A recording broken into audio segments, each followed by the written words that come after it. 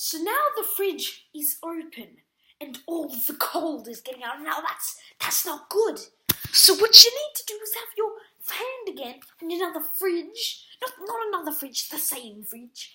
And then you get your hand and you grab the door again. And then instead of pulling this time, you push. And the door is shut. I hope you learned something today.